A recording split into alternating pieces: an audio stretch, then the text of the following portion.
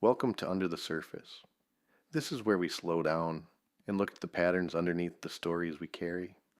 Today's chapter is called Overcoming Our Pasts for a Better Future, and beneath that title is a truth that can be hard to face.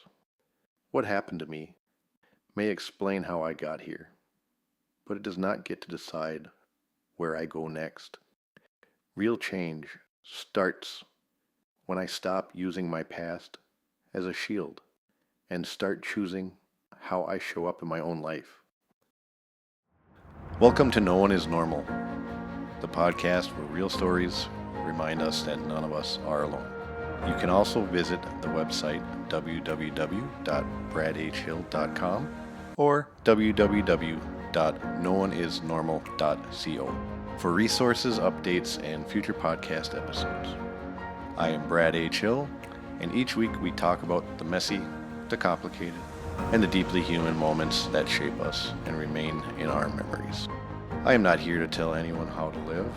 I am here to offer the stories, the insights that made me realize that no one is normal, including me, because healing starts when self-honesty begins. There is a place most of us visit far more often than we admit. It is not our kitchen, our bedroom, or the office. It is the past.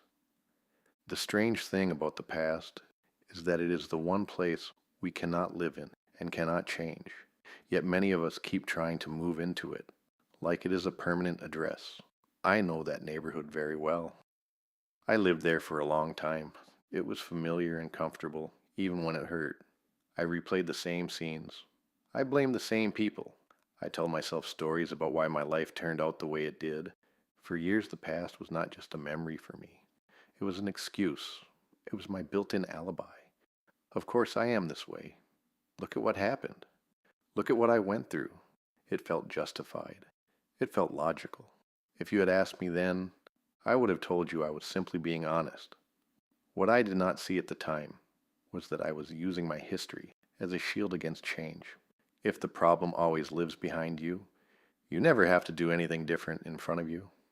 We love the stories where someone rises from the ashes like a phoenix. We put them on posters and turn them into inspirational quotes. But there are other stories too. The ones that never make it onto the posters. The stories of people who never escape the gravity of what happened to them. People who numb out through addiction. People who stay in abusive relationships because pain is the only version of love they have ever known. I have lost and loved people that way and lived my own version of that downward spiral. In this episode, I want to talk honestly about what it takes to stop living in the rearview mirror. To move from this is what happened to me, so this is what I am going to do with it. I want to talk about panic attacks and bad prescriptions, about broken health care, about trauma that teaches you the wrong definition of love, and about the slow work of clawing your way out of all of it. Not as a fairy tale, is a choice you sometimes have to make again and again. The past will always be there. The question is whether it gets to drive.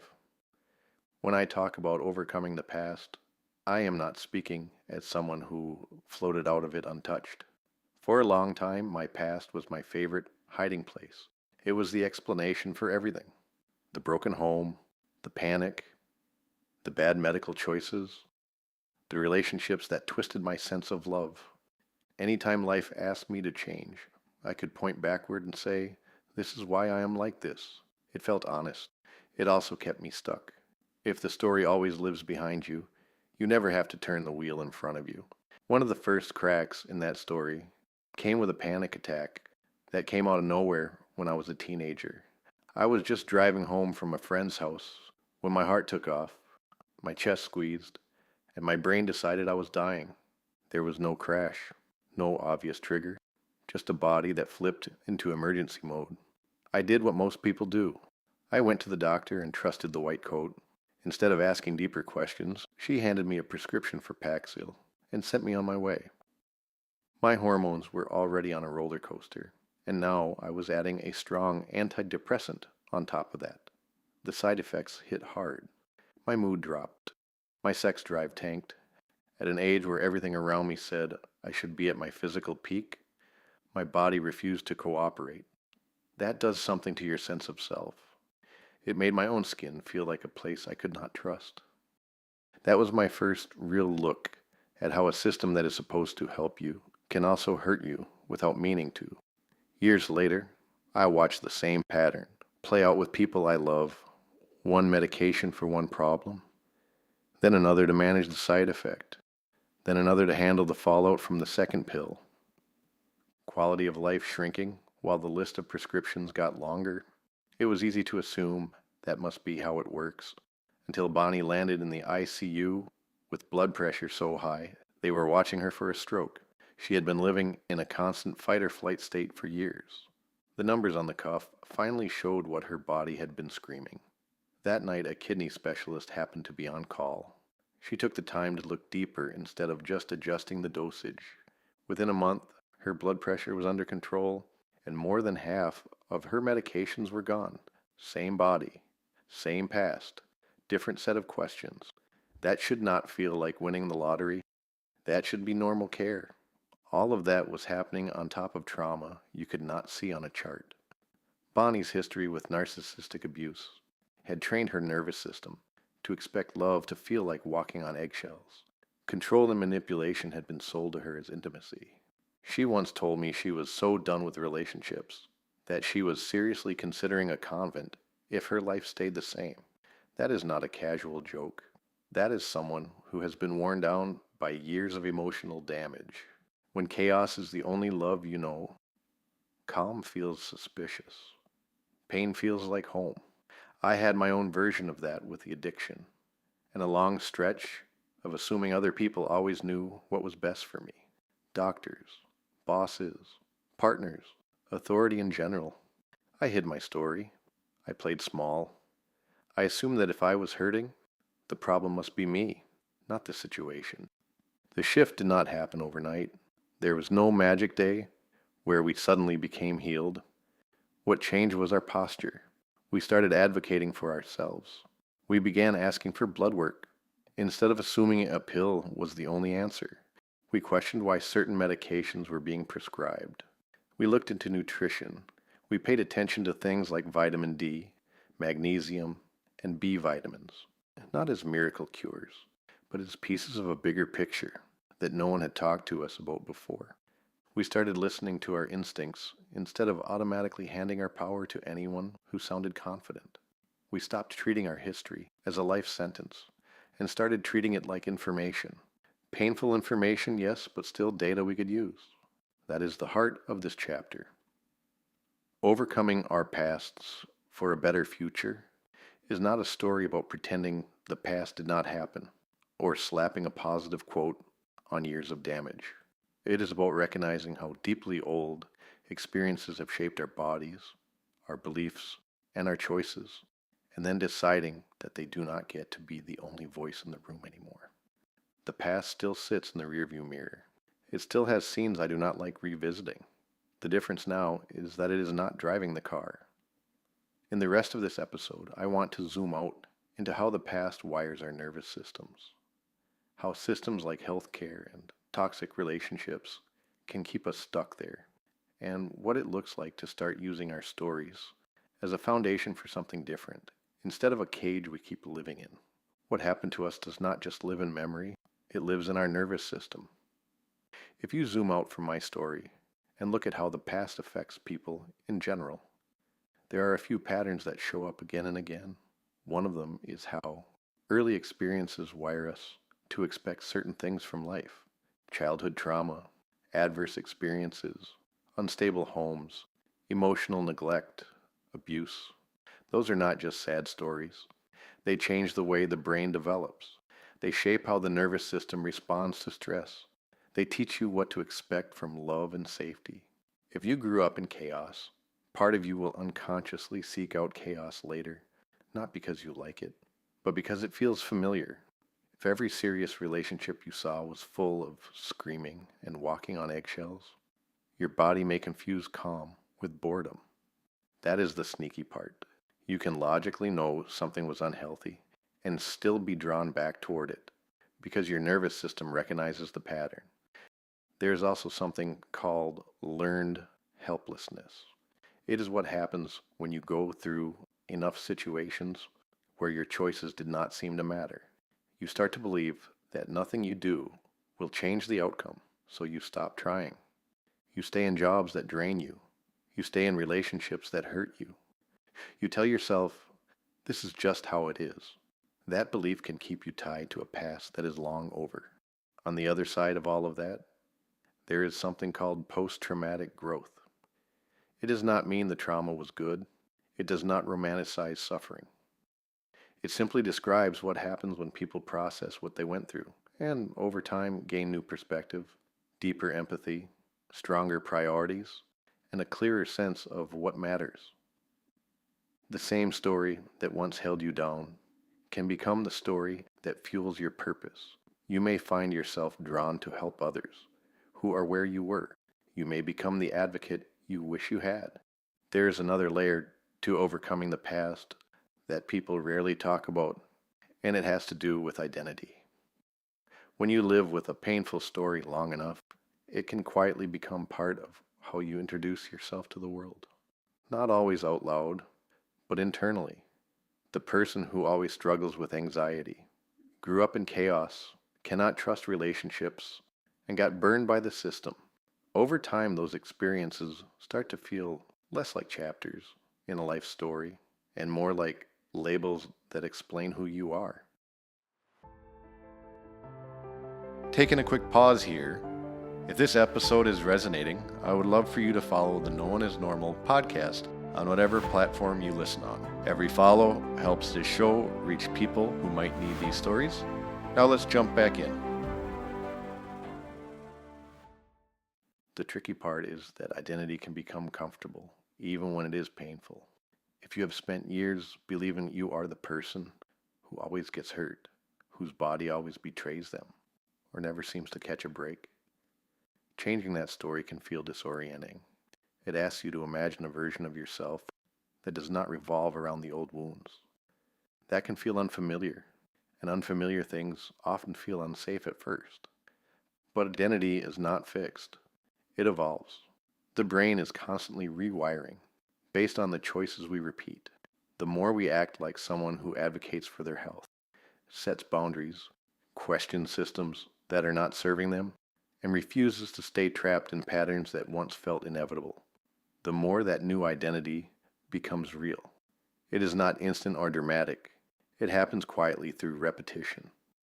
You ask one more question at a doctor's appointment instead of nodding along. You walk away from a relationship dynamic that once would have pulled you back in.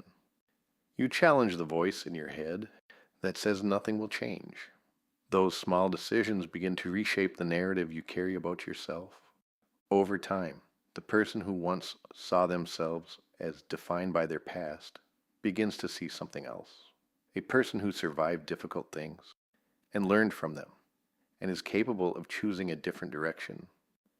The past still exists, but it stops being the headline of your story and becomes part of the context instead. Medication, mental health, and trauma all sit in the same room more often than we talk about.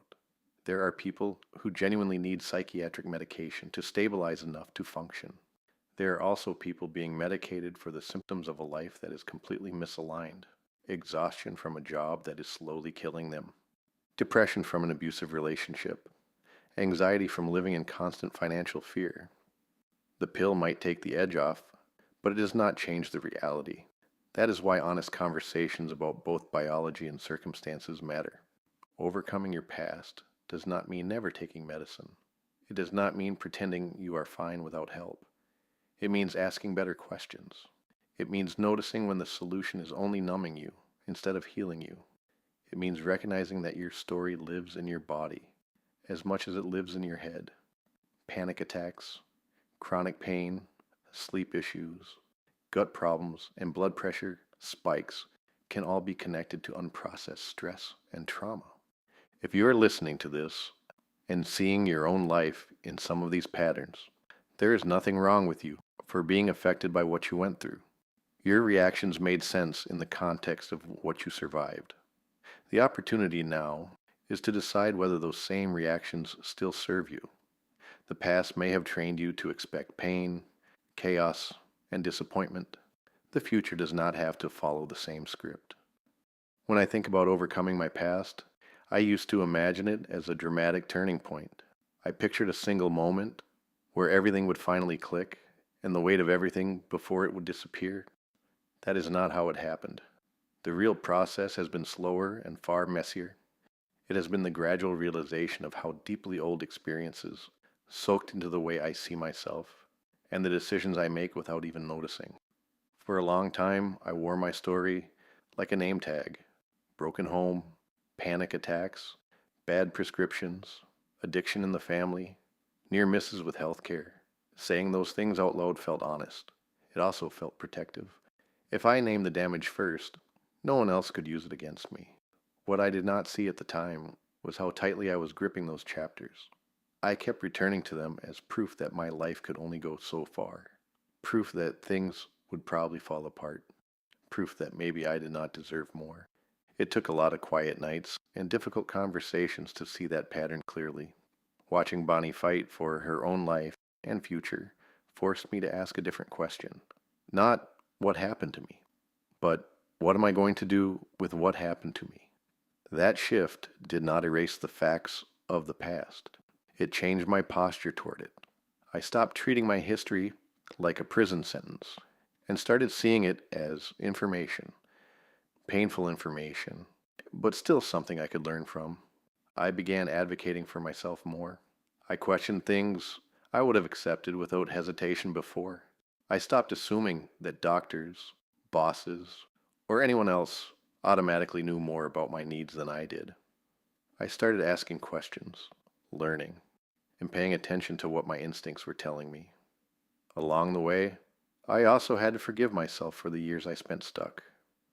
The truth is that I was doing the best I could, with the understanding I had at the time. Overcoming my past has not meant erasing it. It has meant letting it take its proper place behind me, instead of on top of me. It means acknowledging that those experiences shaped me, without allowing them to define me. Every time I make that choice, even in small ways, the weight feels a little lighter, and life feels a little more like something I am actively living, instead of something I am still recovering from. If you are honest with yourself, there are probably parts of your past that still feel heavy, even if you have tried to move on. Maybe it is a relationship that taught you the wrong version of love, a childhood that forced you to grow up too fast, a doctor's appointment where you felt dismissed, a diagnosis that left you scared, or a period of addiction you are still ashamed to talk about. Those memories do not just disappear because you decide you are over it.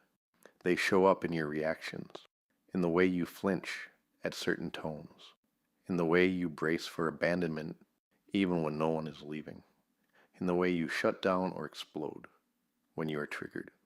Take a moment and ask yourself what parts of your past still weigh you down.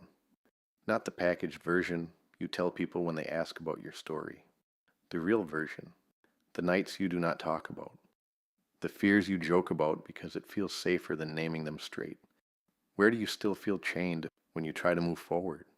Your pain has shaped you, both in good and difficult ways. Maybe it made you more empathetic, a better listener, resilient as hell, expect too little from the people around you, or tolerate things that hurt you because you survived worse. What would it look like to rewrite some of those stories from a place of understanding instead of regret? Not I was stupid, but I did not know what I know now. Not I wasted years, but I made the best choices I could with the tools I had, and now I have better tools. You might have people you need to forgive. You might have systems you feel angry at. You might have a younger version of yourself you are still mad at for not leaving sooner, or not speaking up, or not seeing the truth. Forgiveness does not mean you are saying what happened was okay. It means you are refusing to let it own every step you take from here. Sometimes the person you most need to forgive is yourself. What would it look like for you to stop running from your past and start learning from it instead? Maybe it means finally talking about what happened in a safe space, getting a second opinion on your health instead of assuming this is just how it has to be, ending a relationship that only repeats old wounds, or being open to a kind of love that does not feel like a disaster, even if calm feels unfamiliar. You do not have to pretend your past was not painful. You also do not have to carry it like proof that you are permanently damaged. You are allowed to grieve what was lost and still build something beautiful on top of the rubble. You are allowed to say, yes, this shaped me, and I am choosing what it shapes me into from here. Your past is real. It happened. It left marks. It cost you things you cannot get back. None of that can be changed. What can change is the role it plays in your life. It does not have to be the script you read from every day. It can be the backstory, not the main plot. You are not defined by what was done to you or by the worst choices you made when you were trying to survive. You are defined by what you are choosing to do now, by how you treat the people in your life today, by how you show up for your own body, your own mind, and your own healing, by the courage it takes to ask for help, to question old beliefs, to walk away from what hurts, and to keep moving forward even when you are scared. Overcoming your past is not about erasing scars. It is about understanding that scars are proof you lived through something that could have taken you out. They are not pretty, but they are honest. They say, I was there, it hurt, I healed. When you start to see your story that way, the past becomes solid ground instead of a weight around your neck. You do not owe anyone a perfect story. You owe yourself the chance to build a future that is not just a rerun of your history. The past will always be in the rearview mirror. Let it stay there. Keep your hands on the wheel. Keep your eyes on the road ahead. You have already proven you can survive what tried to break you. Now the invitation is yours to live your life on your terms. That's under the surface. Not to erase the past, not to pretend it didn't matter, but to understand how it shaped me so I can decide what comes next. If something in this chapter stayed with you, don't rush past it. Sit with it. Because the moment I stop letting my past define me is the moment I start building something different. Awareness is where that shift begins. Just a reminder, the stories and conversations in this podcast are for informational and personal reflection only. Nothing shared here should be taken as medical, legal, or professional advice. Always speak with a qualified professional about your own personal situation. Thank you for listening to No One Is Normal. If today's message resonated with you, you can find the book No One Is Normal on Amazon and Kindle, and explore more resources at www.bradhhill.com or www.nooneisnormal.co. Remember, you weren't meant to be normal, you were meant to be you.